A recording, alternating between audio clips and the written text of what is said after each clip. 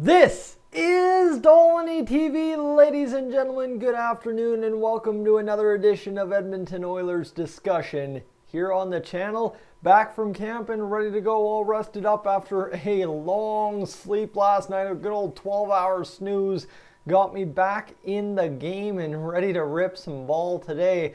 But before that, of course, if you haven't been watching Twitter today, you missed the explosion that at about 12:30 today, Claude Giroux to the Edmonton Oilers becoming topic du jour on Twitter.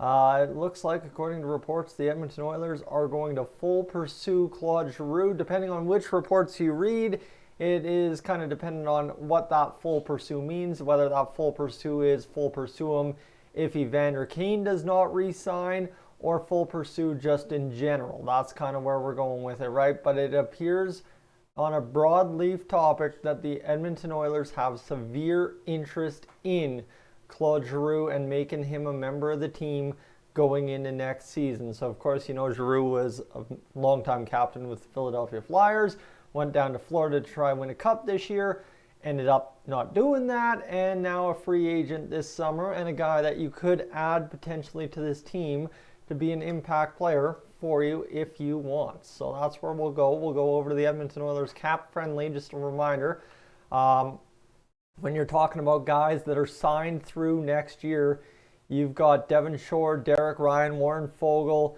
Zach Kassian, Ryan Nugent-Hopkins, Zach Hyman, Leon Draisaitl, and Connor McDavid. So based on that, yes, knowing that you don't have several guys re-signed yet, there's plenty of room for a Claude Giroux at current. Once you start re-signing guys, right? Ryan McLeod, yes, Puljujarvi, Kailer Yamamoto, Evander Kane, that starts changing the dynamic of this team a little bit. And then, of course, what do you want to do with Dylan Holloway, Carter Savoy, those kind of guys? That's the question you got to ask yourself there. And on the defense, really the only question mark is, what are you doing with Brett Kulak? Goaltending is what it is.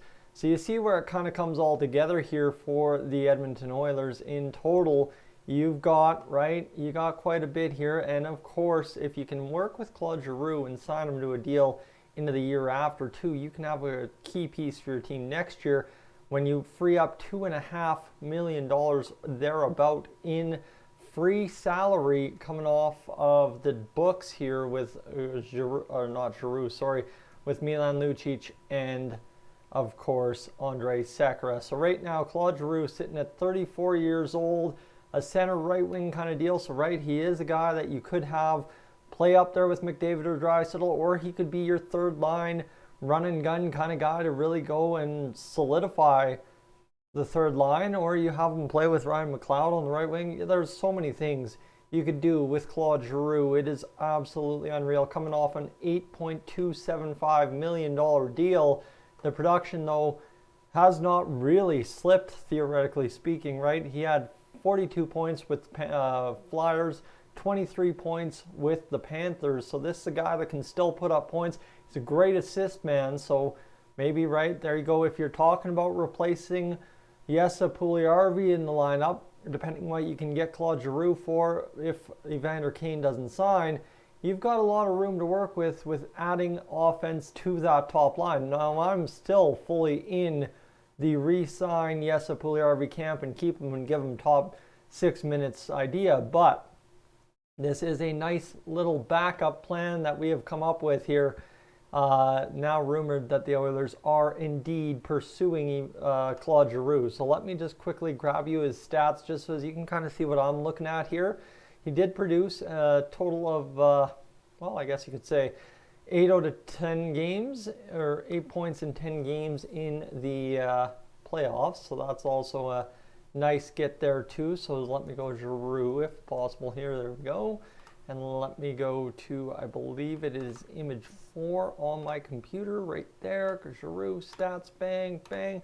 A guy that has been a lifer in Philadelphia prior to coming over here to Florida, and now potentially coming to Edmonton for us this off season. But there you go. There's Claude Giroux's stats. I'm going to bigify that, and we should see what we can do here. So you see a guy that realistically has never scored more than 30 goals, once in his career. So it's not a guy you're counting on to score huge amounts of goals for you, but he is a guy you're counting on to put up big assist numbers and be a plus offensive guy for you. So that's where we're looking, is Claude Giroux to the Oilers.